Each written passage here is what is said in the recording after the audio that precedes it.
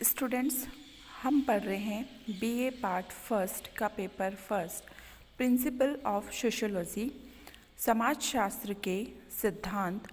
और इसमें हम समाजशास्त्र की कुछ महत्वपूर्ण अवधारणाओं के बारे में पढ़ रहे हैं, जिसमें हम समाज, समुदाय, समिति, संस्था अवधारणाओं के बारे में पढ़ चुके हैं। और अब हम पढ़ रहे हैं सामाजिक समूह की अवधारणा के बारे में, जिसमें हम प्राथमिक समूह की अवधारणा पढ़ेंगे। प्राथमिक समूह की भौतिक विशेषताओं के बारे में हमने इससे पहले की वीडियो में पढ़ लिया था, और आज के वीडियो में हम पढ़ेंगे प्राथमिक समूह की आंतरिक विशेषताएं या संबंधों की प्रकृति। प्राथमिक समूह की भौतिक विशेषताओं से संबंधों की कुछ ऐसी विशेषताएं भी प्रकट होती हैं जो सामाजिक समूहों के लिए बहुत ज़रूरी होती हैं, और इन्हें मानसिक या चरित्रगत विशेषताओं के नाम से भी पुकारा जाता है। जैसे पहली विशेषता है उद्देश्यों की समानता। एक प्राथमिक समूह में सदस्यों की इच्छाएं और प्रवृत्तियां समान होती हैं।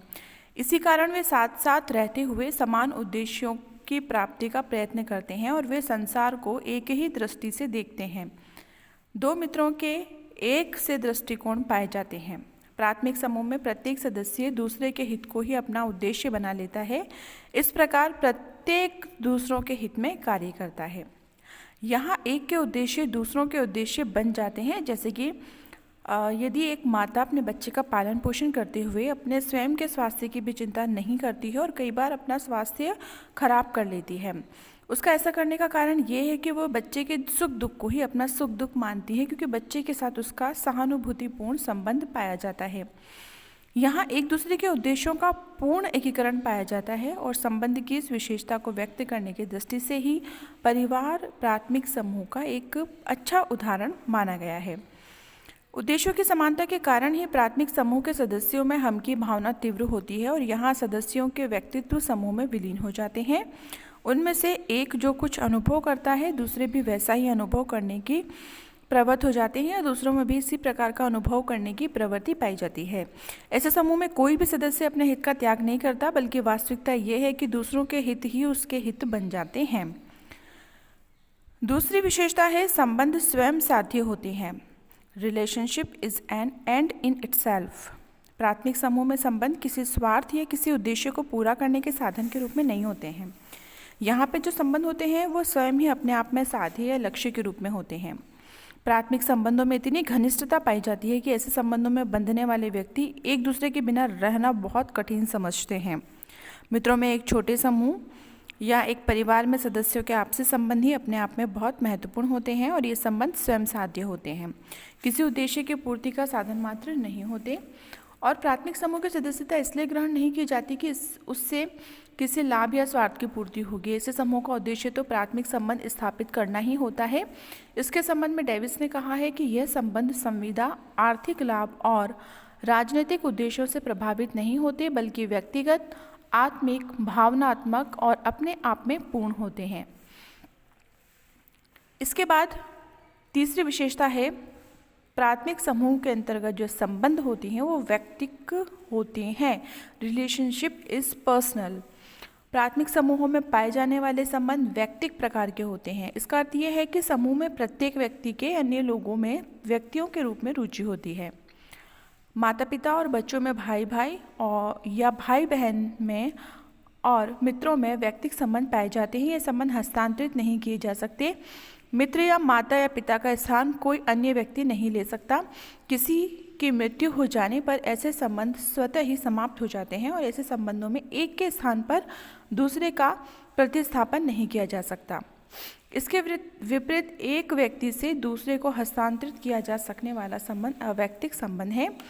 एक स्कूल, दफ्तर या फैक्ट्री में कार्य करने वालों के संबंध अवैक्तिक प्रकार के होते हैं।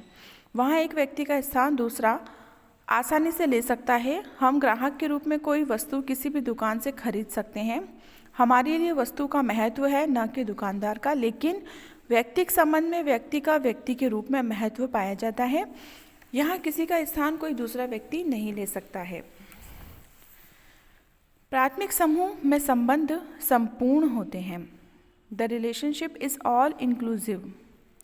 प्राथमिक संबंध में संपूर्णता का गुण पाया जाता है। ऐसे संबंध में व्यक्ति के जीवन का केवल एक पहलू नहीं आता, बल्कि व्यक्ति अपनी संपूर्णता के साथ इसमें भाग लेता है। प्राथमिक संबंध में बंधने वाले व्यक्ति दीर्घकाल से चले आ रहे परिचय और घनिष्ठ संपर्क के कारण एक दूसरे को पूरी तरह जानते हैं। एक डॉक्टर का मरीज के साथ और शिक्षक का अपने विद्यार्थी के साथ पाया जाने वाला संबंध जीवन के एक पहलू से संबंधित संबंध है। डॉक्टर मरीज को बीमारी से मुक्त करता है और एक शिक्षक विद्यार्थी को शिक्षित करना चाहता है।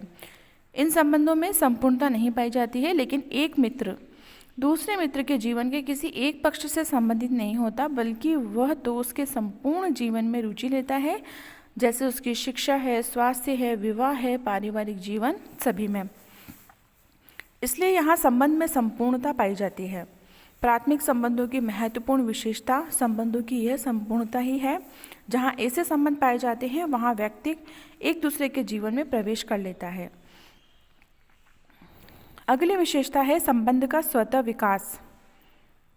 प्राथमिक संबंध स्वतः स्वाभाविक रूप से बनते हैं। इनके लिए किसी पर कोई दबाव नहीं डाला जा सकता। कोई किसी को मित्र बनाने, किसी से प्रेम करने, किसी के प्रति स्नेह या श्रद्धा रखने को बाध्य नहीं कर सकता। प्राथमिक संबंध तो ऐच्छिक प्रकार के होते हैं। किसी के उकसाने से ऐसे संबंध स्थापित नहीं होते। ये संबंध तो व्यक्ति की स्वयं की इच्छा से ही बनते हैं और स्वतः ही विकसित होते हैं। प्राथमिक संबंधों की नियंत्रण शक्ति। संबंधों की संपूर्णता और घनिष्ठता के कारण व्यक्ति का अस्तित्व साधारणतः प्राथमिक समूह में विलीन हो जाता है। प्राथमिक संबंधों के कारण व्यक्ति एक दूसरे के साथ ऐसा बंधा रहता है कि वह कोई ऐसा काम नहीं करना चाहता जो समूह के अन्य सदस्यों के लिए कष्टदायी हो या जिसमें आदर्श प्रतिमानों की अवहेलना होती हो। प्राथमिक संबंधों के कारण ही परिवार या मित्र समूह अपने सदस्यों के व्यवहार सरलता से नियंत्रित कर पाता है। व्यक्ति राज्य के कानूनों की अवहेलना कर सकता है, लेकिन अपने प्राथमिक समूहों के आदर्श नियमों को नहीं तोड़ सकता। इस प्रकार प्राथमिक समूह अपने सदस्यों के आचार विचार पर पूरा नियंत्रण रखता है।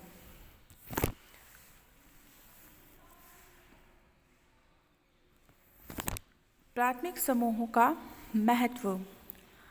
प्राथमिक समूहों का व्यक्ति के जीवन में अत्यंत महत्वपूर्ण स्थान होता है। व्यक्ति व्यवहार के आधारभूत प्रतिमानों को परिवार और अन्य प्राथमिक समूहों में भी सीखता है।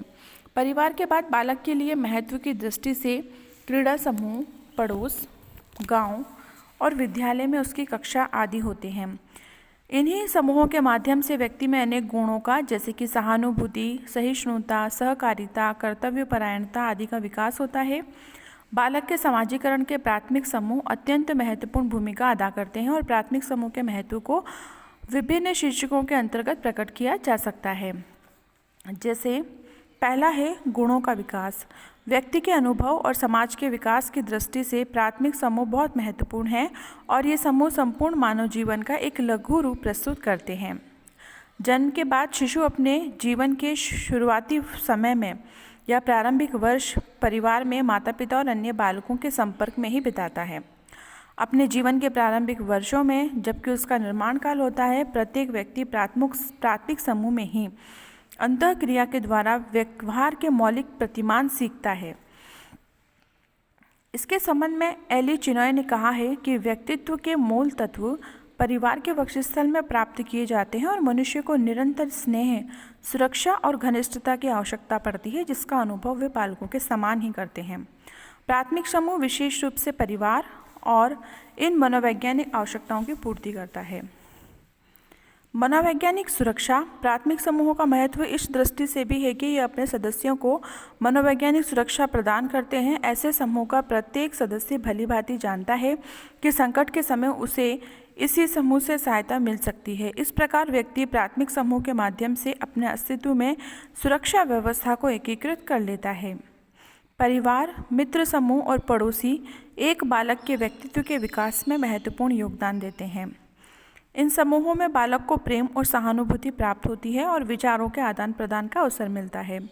अधिकतर व्यक्ति बड़े समूहों में अपने विचारों को स्पष्टतः दूसरों के सामने नहीं रख पाते, लेकिन प्राथमिक समूहों के माध्यम से सदस्य अपने विचारों को अन्य लोगों तक पहुंचा पाते हैं और इससे उनमें विचारों को संचारित करने की क्षमता का विकास होता है। प्राथमिक समूहों का इस दृष्टि से भी महत्व है कि वे व्यक्ति के सामने ऐसा वातावरण प्रस्तुत करती हैं जिसमें व्यक्ति का एक स्वस्थ मनोरंजन हो पाता है। बड़े समूह और आज के जटिल समाजों में तो व्यक्ति अपने आप को अपरिचितों के संसार में पाता है या वो ऐसा अनुभव करता है जैसे कि वो अपरिचितों के बीच में रह रहा हो। वहाँ पे व्यक्ति को औपचारिकता के संबंधों में बंधा हुआ अनुभव होता है।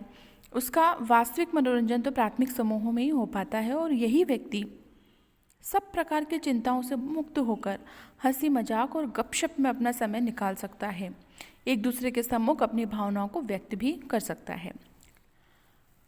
प्राथमिक समूह सामाजिक नियमों के पालन में भी अपूर्व योगदान देता है। सामाजिक नियंत्रण बनाए रखने की दृष्टि से ये समूह महत्वपूर्ण भूमिका निभाते हैं।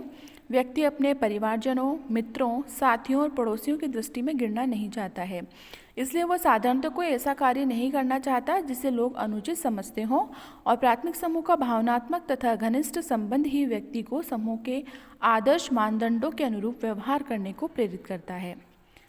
व्यक्ति की कार्यक्षमता में वृद्धि होती है।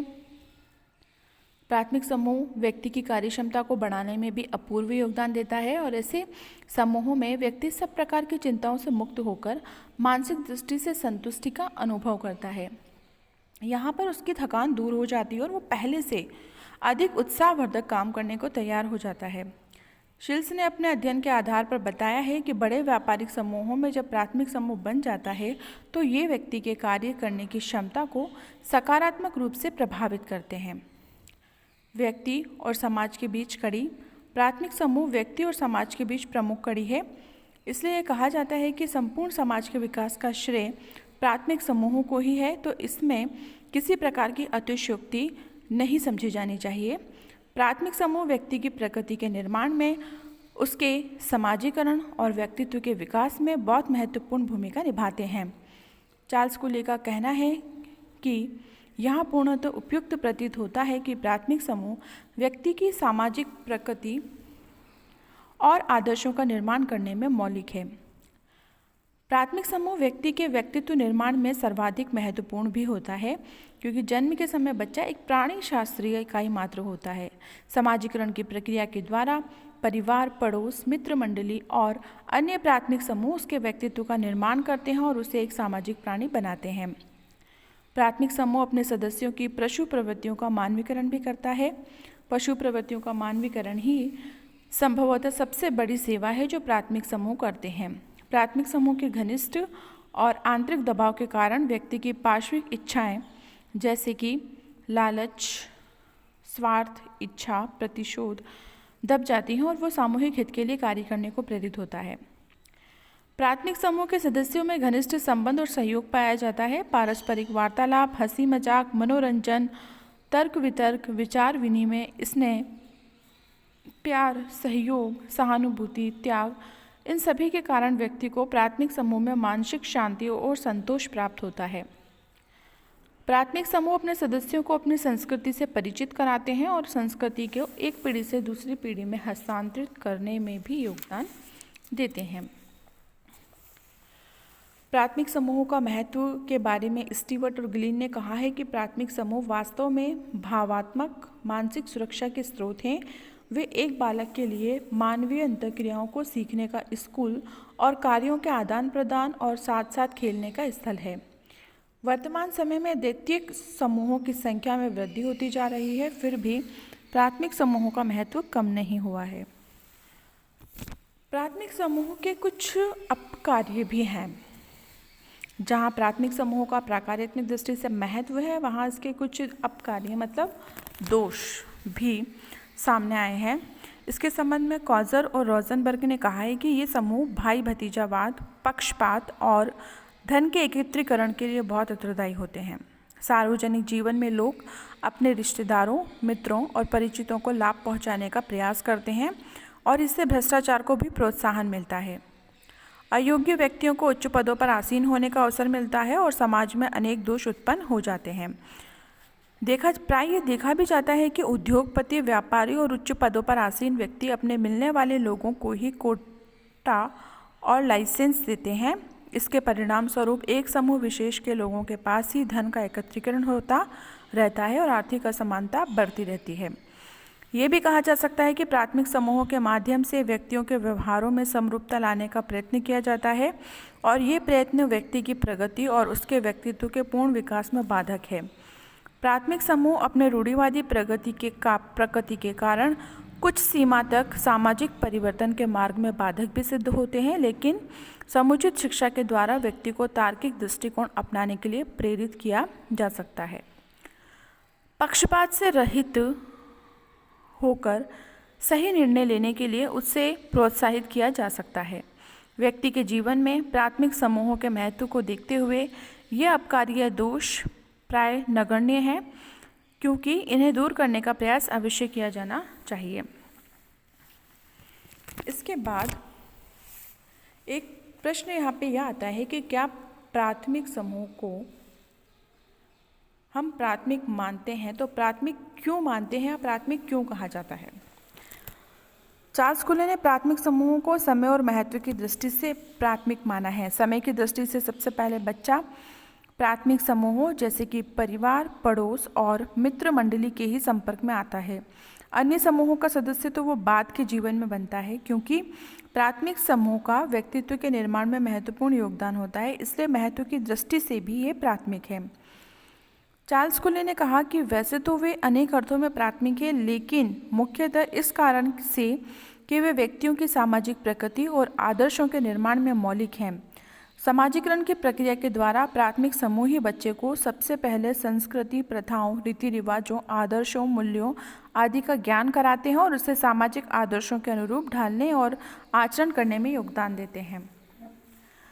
प्राथमिक समूह ही बच्चे में विभिन्न परिस्थितियों से अनुकूलन करने की क्षमता पैदा करते हैं, जिससे कि वह अपने जीवन में आने वाली विभिन्न कठिनाइयों और संकटों का मुकाबला कर सके। प्राथमिक समूह ही व्यक्ति के व्यक्तित्व निर्माण में प्रमुख भूमिका निभाते हैं। बाल्यकाल में परिवार और अन्य प्राथमिक समूहों में बच्चा जिन गुणों को सीख लेता है वे ही इसके व्यक्तित्व का अंग बन जाते हैं। एक व्यक्ति नेता, अभिनेता, समाज सेवी, चोर, डाकू या अपराधी बनेगा या नहीं, यह बहुत कुछ उसके व्यक्तित्व निर्माण की प्रक्रिया पर ही निर्भर है। प्राथमिक समूह ही व्यक्ति में आत्मनियंत्रण की भावना पैदा करते हैं। इन समूहों के द्वारा ही वह अपने प्रथाओं, नैतिकता, धर्म और लोकाचारों से परिचित होता है। इन्हें मानकर वह अनौपचारिक रूप से सामाजिक नियंत्रण को स्वीकार करता है। आगे चलकर वह राज्य के संविधान और कानून को भी स्वीकार करता है। इस प्रकार प्राथमिक समूह व्यक्ति के सामाजिक जीवन की सर्वप्रथम नींव रखते हैं। किम्बाल यंग का कहना है कि प्राथमिक समूह मौलिक मानव संघों के प्रतिनिधि हैं और ये उतने ही प्राचीन हैं जितना कि मानव का सामाजिक जीवन। इस प्रकार से हम ये कह सकते हैं कि प्राथमिक समूह समय, महत्व, समाजीकरण, व्यक्तित्व निर्माण, सामाजिक नियंत्रण, मौलिकता और प्राचीनता आदि कारणों से प्राथमिक है।